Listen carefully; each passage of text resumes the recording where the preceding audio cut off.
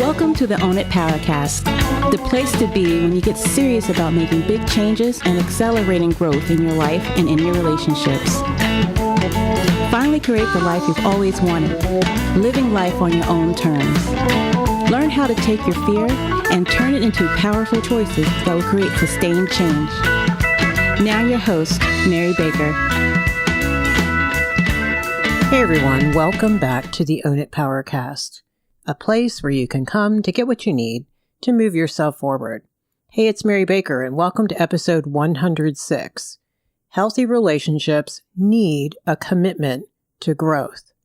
If you've been with us all month, you know we've been focusing on healthy relationships and the different aspects of them that matter and what differentiates a healthy relationship from an unhealthy one. This week, we're going to wrap it up by talking about what I think is a very important part, commitment to personal growth and to keep learning and growing. So not a one-off thing. And I can tell you, the lack thereof ends more relationships than I think we realize. I know this because I sit with them every week. So today, let's talk about some of the things I've learned over the years. So first, we need to define it. What do I mean by commitment to personal growth? Because that is a very broad statement. And on one hand, I keep it broad for a reason because I don't want to define that for you, per se. I want you to figure out what personal growth means to you.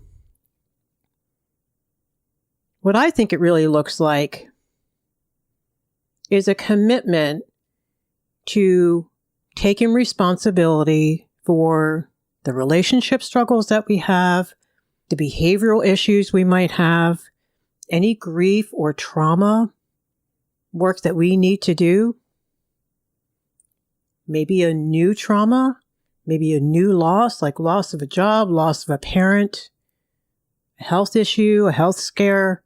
So things can come at us in adulthood as well that we need to have the resources and the tools and the love and support to work through so we can heal it. Maybe it's skill sets that you never had, like learning how to communicate in healthy ways, practicing empathy, vulnerability, listening, assertiveness, managing your anger, learning how to argue effectively and in healthy ways. And the big one, self-esteem work that you might want to do. So it is a commitment to identifying, owning, and owning the process of how you're going to continue to learn, heal, and grow, and who and what is going to help you do that. Because a lot of this work we may try to do alone, and we don't get very far. So what does commitment to growth really look like?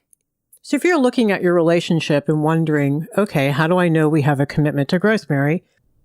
Well, one of the things you want to look for is no pushback. No pushback when you ask the other person, whether it's your partner or your friend, to do either individual or relationship therapy or coaching or support group or treatment for drug and alcohol, any of the above. They may not like the answer, and of course they may not embrace it initially, but they can come back to you shortly thereafter and say, I heard you, you have a point, I know I need to deal with this, I'm just scared. There should be no pushback when you want to check out a resource together, like a book or a communication course or a retreat. You want to see that they are equally interested in bringing the same ideas to you, and it's not always you bringing things up or originating ideas or asking for their willingness. You should already see their willingness because it should already be true for them. Another way is they already show you, not just by talking about continuing to learn, heal, and grow, but they show you they're working on learning, healing, and growing via their therapy, their coaching. Maybe they're doing some self-help. Maybe they're taking courses. When you listen to them, you hear a lot of wonderful humility and the understanding of the reality if they don't do this work. They get that. You don't have to point it out to them. So they own the problem, they own the process, and they own the responsibility for going after the solution. One of the ways people can manipulate us is they're not immediately resistant when you bring something up. They're like, oh yeah, I know. I really got to work on that. But they never really do. There's always a reason, quote unquote, an excuse. There's kicking the can. Something else becomes more important. So until you see that walk, match, talk, assume they're not ready. Another big thing is that they are doing work that is congruent with how big the issue or issues are. This is an important aspect that I think a lot of people can get tricked over this one and not realize it. So let's say someone has a really big struggle, like an addiction issue that's untreated. There's some trauma there, some PTSD. There's some grief work. There's self-esteem work, which takes a while. There's depression or maybe some debilitating anxiety that might need psychiatric care or treatment. I've seen people do the shell game with this because they're not ready. What does the shell game look like? They'll do individual counseling instead of going to AA or going to drug treatment.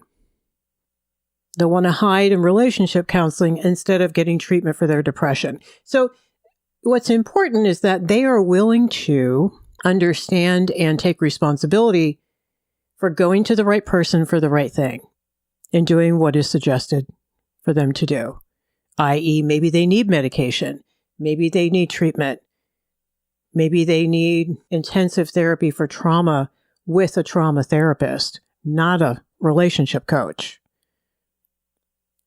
So a lot of times that's why you've heard me say people will dump their stuff on the bartender and the hairdresser because they know damn well those people aren't going to make them look at it, perhaps. Not really deal with it. Not really sit and uncover the very difficult thing. So, of course, we have tons of compassion and understand their fear. But when you're looking at a healthy partner, you're looking at someone who is ready and has the courage and the willingness to do the right thing so that they can truly get the help they need. Because all this is doing is kicking the can. That's like when I've done relationship therapy for people in active addiction. It is a waste of time and money. It's a lot of frustration. And all it does is kick the can on the inevitable. The other thing you want to look for is all the above mentioned. You are doing the same, that you're not avoiding the treatment or the therapy or the specific resource that you need to heal and get better. Easier said than done, I know. It's easy to pass judgment. It's harder when it's you. And if that's your partner, I know it's going to be hard to accept that maybe they're not ready. So there's some grief work of your own to do around that. And my encouragement is if you do not have a resource for yourself, now's the time. Find a therapist, find a coach, find a support group. Commitment to a relationship means you make time for the relationship. Both of you make time, not just one of you dragging the other to date night. Not just one of you being the one to make the call or the text or the email all the time. It means making time to do some work on the relationship, maybe read a book together, maybe go to therapy, maybe talk about some serious issues, checking in on the status of how people are feeling weekly. Means we're able to sit and really work through issues. If not, we get some help around that. But also fun and relaxation times and time spent together just getting stuff done, running errands together, working on the house, being parents. Making time is putting boundaries around our time and energy. And what is that quote? Priorities show themselves. What we prioritize shows up in our life already today. Look at your day so far. Look at your week so far. If you were just to write down all the things you showed up for, what are your priorities? Because that'll show you. Commitment means we have time alone and we give them time alone because we really give each other space and autonomy because we need that We can't keep taking from the relationship basket and emptying it. We have to have stuff to put in it. And we can't have stuff to put in it if we're not going out there and experiencing things by ourselves, with our friends, with our own family members, if we're not doing it together with other couples or other friends, other groups. Can't learn and grow. You can't be fed. You can't be nurtured. You can't get needs met. We can't get all of our emotional and psychological and spiritual needs met by the relationship. We will drown it. We'll suffocate it. We'll kill it. It should give us things, yes, but we should give it things as well. So what if you just heard that list and you didn't have a lot of those things? Well, it's called resistance. And resistance is, in my view, just not being ready. Not being ready to commit to something, because commitment means follow through, and commitment is risk. And commitment means we have the maturity that we can own our choices, that we're grown-ups, that we understand what we are signing up for as well. I think a lot of people get into relationships and have no idea what a healthy relationship is supposed to look like and what a committed relationship is supposed to look like, unless they had great templates, and a lot of people don't, from their parents or other caregivers in their life. So how do you look for resistance? And I say that because a lot of people can talk a really good game. Well, what I want you to look for is it ending up just being lip service? Maybe to keep you in the game, maybe to get you to come back after a big argument, get you to stay in the relationship. Basically, it's manipulation to get you off their back. So they make all these promises, but then all of a sudden it goes under the rug. It's never really followed through upon. And there's lots of lovely reasons why they can't. Or they're getting to it. Or they'll do it this month. So you want to look for congruence there. And if you're seeing incongruence, you have to assume, for whatever reasons that belong to them, they're not ready. And then you have to figure out what you're going to do about that. Because it's not about changing them. It's about you working towards acceptance and then deciding from there. If you see a lot of resistance, you're probably seeing a lot of signs of self-esteem issues, I think. They don't want their truths known or flaws pointed out. So these people don't want to go to therapy with you. They don't want to go to a relationship coach, and they don't want to go to individual therapy when they're the only ones in the spotlight. You know, good self-esteem means we can hear the truth, even when it sucks, and then eventually appreciate it, because we realize we can't have healthy and all the good stuff in our life if we don't fix things about ourselves. And when you're seeing self-esteem issues, you're seeing immaturity. You can't have great self-esteem and be emotionally immature. It doesn't work. In fact, a really great sign, I think, of self-esteem is emotional maturity and emotional IQ. Where someone has done enough work where they have good empathy for self, compassion and understanding for self, and they can express that to others. Good self-esteem means your shame sponge isn't so full that you can't take any incoming. You can't hear any constructive criticism. You see resistance when you have to keep asking, begging, pleading for them to look at something, recognize it's an issue, work on the relationship with you, follow through on anything they said, yeah, sure, I'd be happy to do that kind of thing. This is not a good sign. Like I said before, they're not ready. And just because you want them to be ready, just because you're ready and you've been ready, doesn't mean they are. And there's that detachment and there's that boundary work and some grief work you're going to have to do because you just figured it out. Uh-oh. Now what? If you don't do the grief work, you're going to end up controlling or being even more controlling than you've already had to become, because there's so much fear. And the fear is, what happens if I have to face, you ask yourself, the fact that they're not ready to work on this. And therefore, then what? And all the dominoes that fall from that. What's that going to mean? You see resistance when you're always the one doing all the work for the relationship. You're the one planning date nights, friends get-togethers, planning birthdays, when you guys are going to see each other, things to do and learn, planning anniversaries,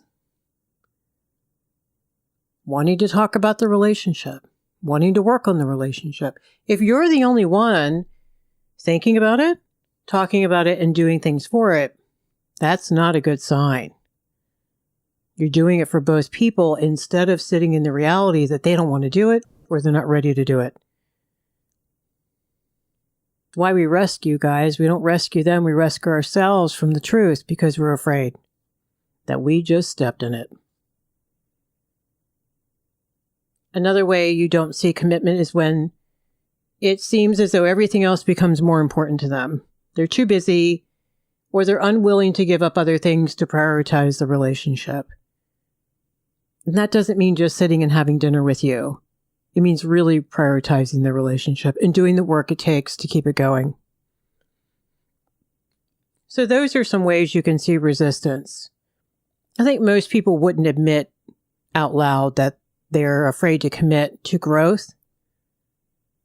But you want to see the walk match the talk, and you want to see the same willingness and courage that you have, or you're not with the right person, or they're just not ready yet. I know that's hard to hear.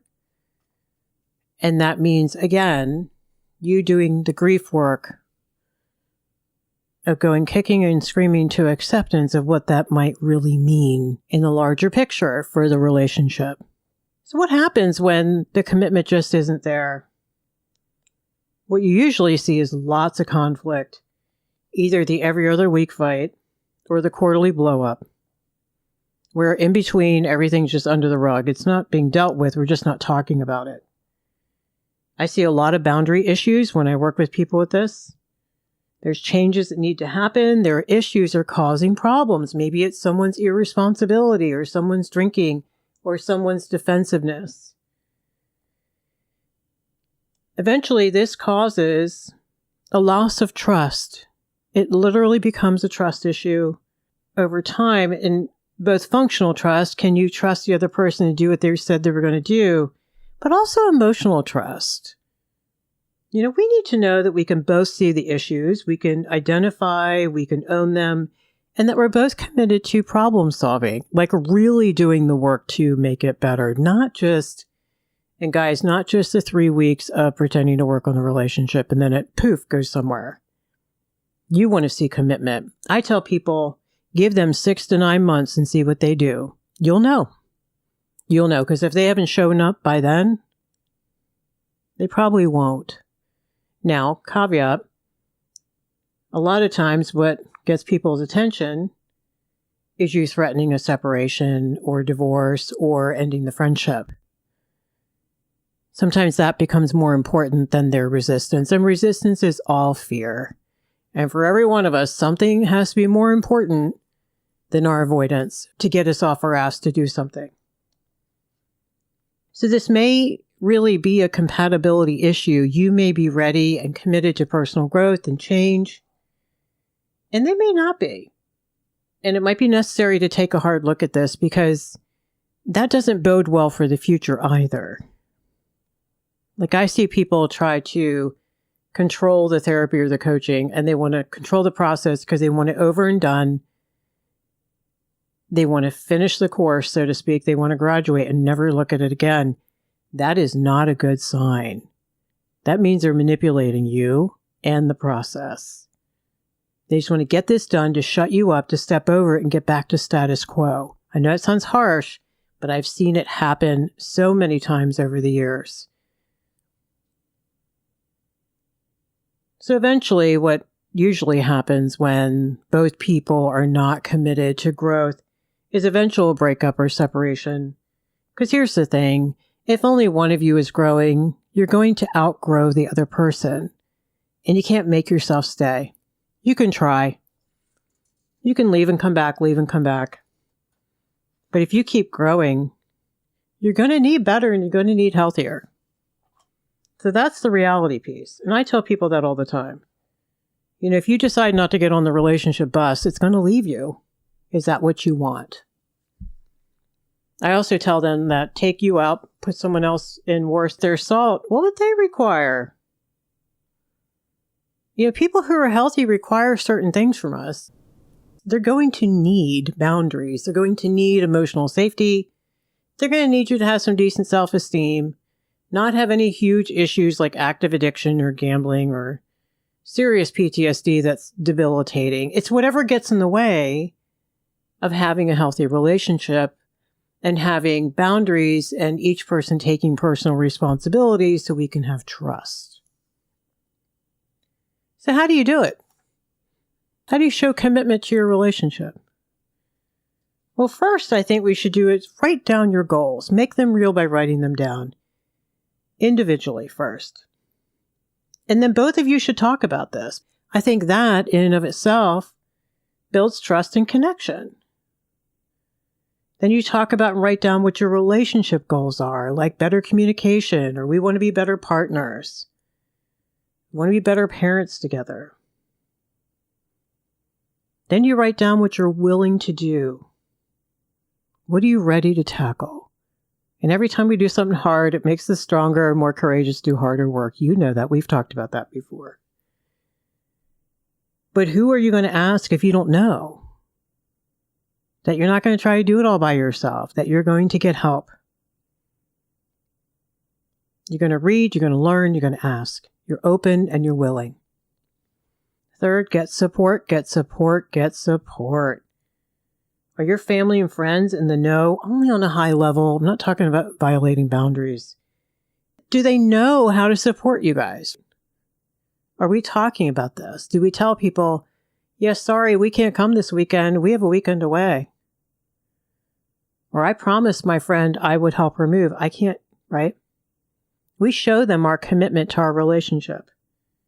Another huge aspect is get accountability, please. You hear me talk about accountability all the time.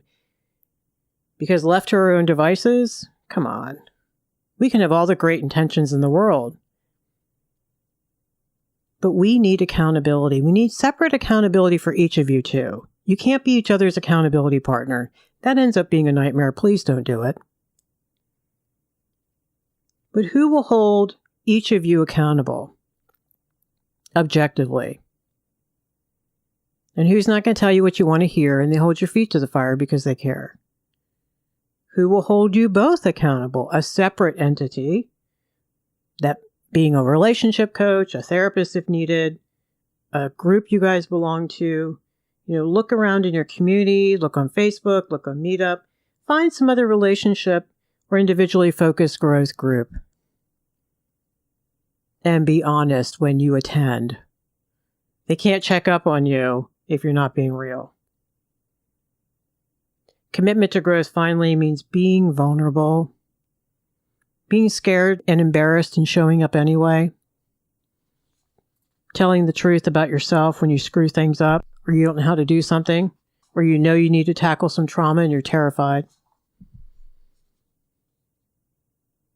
Commitment means focusing on what you want on the other side of that issue or behavior that is so important. Make that the mantra. Make that the vision.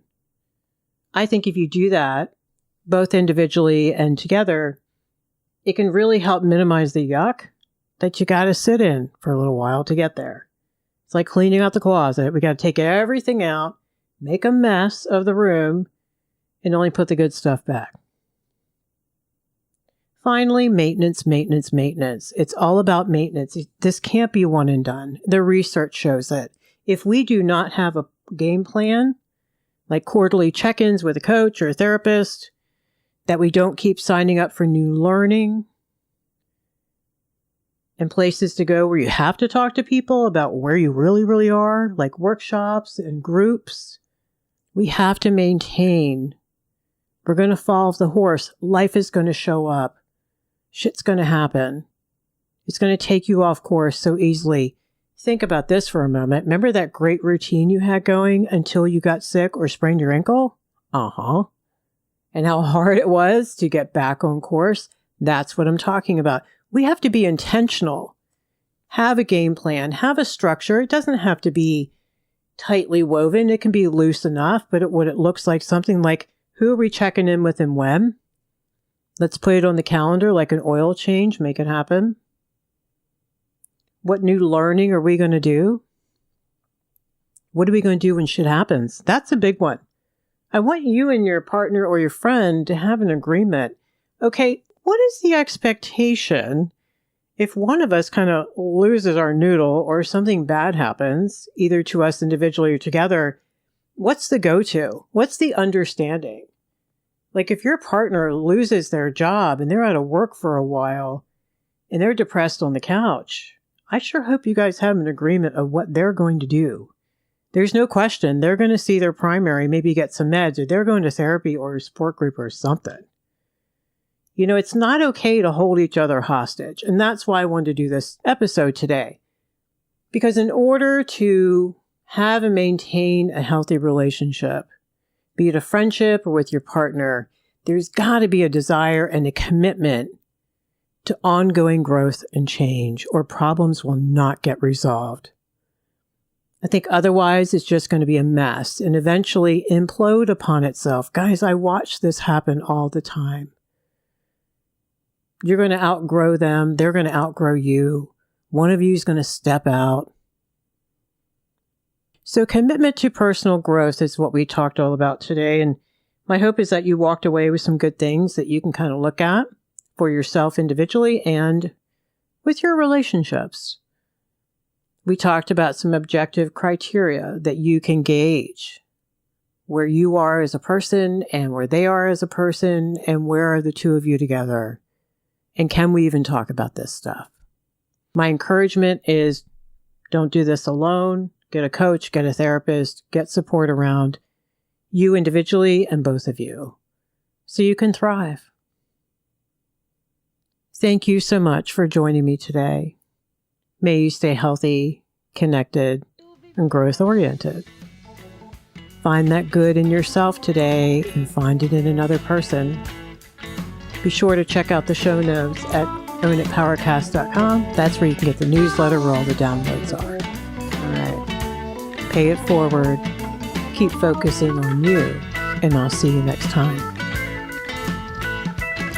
We hope you took away some useful insights and tools you can begin using right away. If you did, please leave a positive review and share on your social media. Because could you imagine if everyone in your life really got it together? Remember, own it now, so you can really own it later.